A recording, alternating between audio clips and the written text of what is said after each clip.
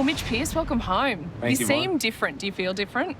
Yeah, I suppose. Yeah, it's been. It was a great experience overseas. The 2 years was. The first year was quite difficult, to be honest, going away, away from family and getting used to all the new lifestyle. But the second year, I loved it. I could easily live there, so that's how much I enjoyed the second year. Made some really good friends, and football was really enjoyable to finish my last season, and met so many great people. Not everyone gets to go out on their own terms in this game, as you've seen time and time again, but your decision to retire, was it a physical or a mental one? No, it was a mental one for sure. Physically, I could have definitely played again. It was just one of those decisions to commit and sign again. Would I have the motivation week to week and going through the whole grind? And I just was excited for something new and a bit of freedom, and this is where I am. How do you think living in France and travelling around Europe has changed you? And do you think it was probably the experience you didn't know you needed? It's always difficult to get out of your comfort zone at the start and try something new when you've only known one thing, which was Sydney and Newcastle for me, pretty much. And did you realise how small your world was? It did open my mind to different experiences, different ways of living. So I got a lot out of the whole thing. It was great. Because you seem like a completely new person.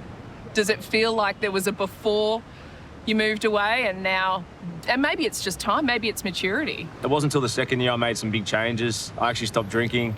Had some really solid friends there, boys that I played in the team. Michael McAlorum, one of the English greats over there at hooker, and Tyrone May, who became a really solid friend of mine.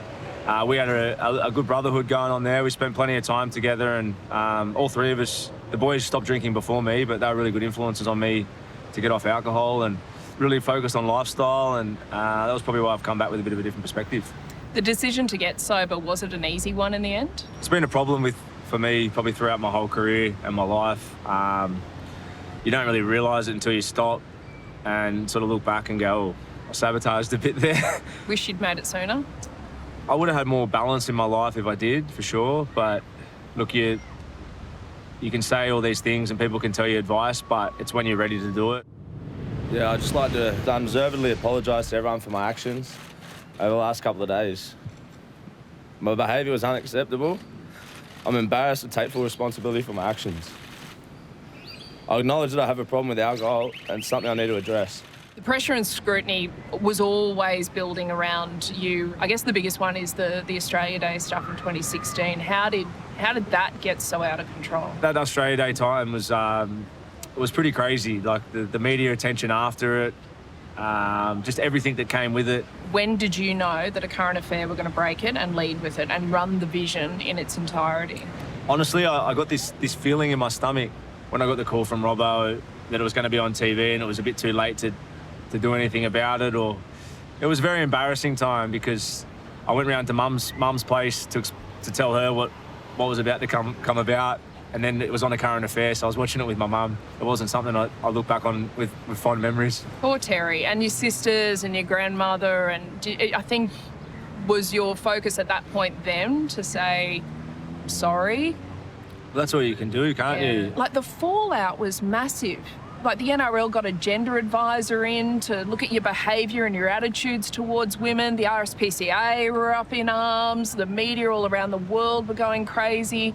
And really, if we're honest, at the end of the day, you weren't charged with anything. It wasn't a criminal act, but you got the heaviest fine we'd ever seen, $125,000 in fines from the NRL, 8-week suspension. Do you look back now, and I know you've taken accountability and I know you've said sorry, but when you put it all into perspective, did it feel fair? There was talk about getting banned for a year, and I started really thinking that I wasn't going to play again because there was a lot of talk around stuff about being sacked. And look, the Roosters were great. They really supported me with that. So I owe them a lot in that situation. But look, yeah, it was a crazy time. I still get the old dog emoji on Instagram. So People never forget, huh? It's just one of those things that you got to learn, and I won't be able to ever live down, but hopefully I can be a better man now.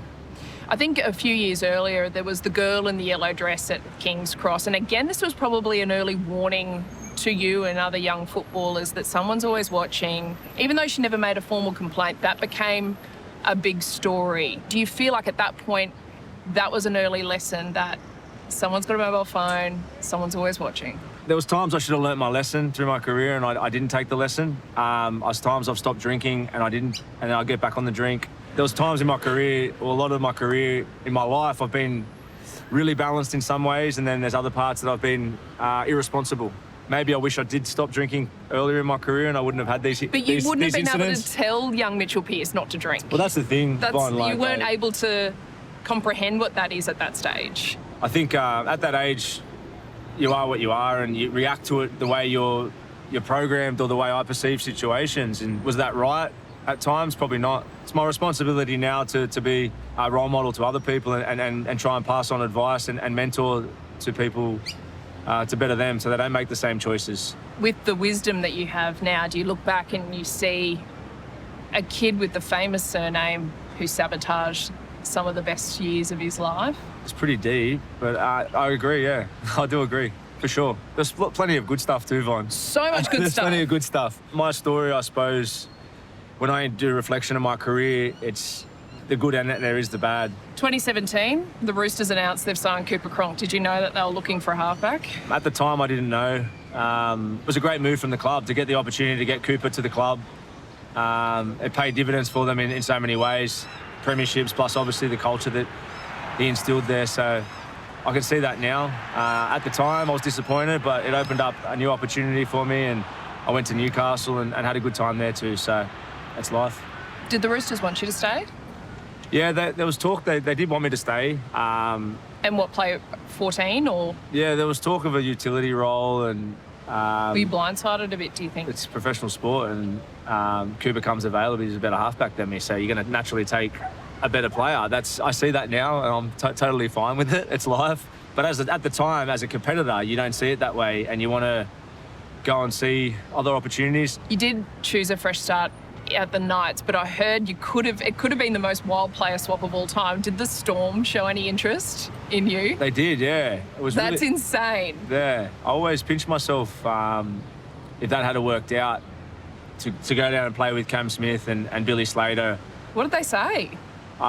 Smithy reached out at the time, which was really flattering. I suppose when you're 27 and you've just sort of got bad news, to get a call from Cameron Smith was a pretty amazing feeling. And it just didn't work out with the way the salary cap was and the top 30. But yeah, I always wonder if that did work out, how the road might have changed or how that would have worked out. Even though it's so close to Sydney, it's a very different footy landscape in Newcastle. Yeah, it was a great experience to go to Newey. It is a different culture to Sydney, and the football up there is amazing to be a part of. Like, it's the atmosphere, everyone's so supportive of it. It actually reminds me, going overseas, similar to the north of England, you know, your Wiggins and Leeds, just fanatical rugby league people. And I really enjoyed my footy up there, especially the first 2 years. You know, Kalen was there. He was just an out-and-out superstar, and we combined really well together and played some really good footy in those early days. You've done so much work on yourself and you've changed. You've grown up in front of all of our eyes, and you're a completely different man that we see back home now. What do you think you've learnt about, obviously, your decision to be sober? Has that brought you closer to your father? And do you think that you have a better understanding about addiction and all that sort of stuff? I had a really big night with a couple of friends, and I just had this light bulb moment where it just wasn't fun anymore, and I was going through a bit of just escaping and just, it was just becoming draining. That whole cycle was becoming draining. I wasn't getting enjoyment out of it, and I was just starting to get, I knew that to stop drinking will give me the best possible life moving forward. And as I spoke about before, I was lucky when I went back to France and stopped drinking. The two guys I spoke about before, my two really good friends, were really good influences on me. And you know, I've had the best year of my life over there, being sober and clear, and I've got a real passion now to want to come back and help people and be in a mentoring space. I love to stay involved in footy and do a bit of coaching.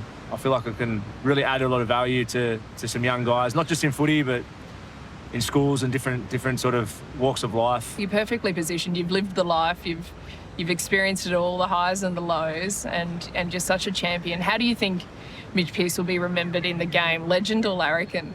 I don't know. Both?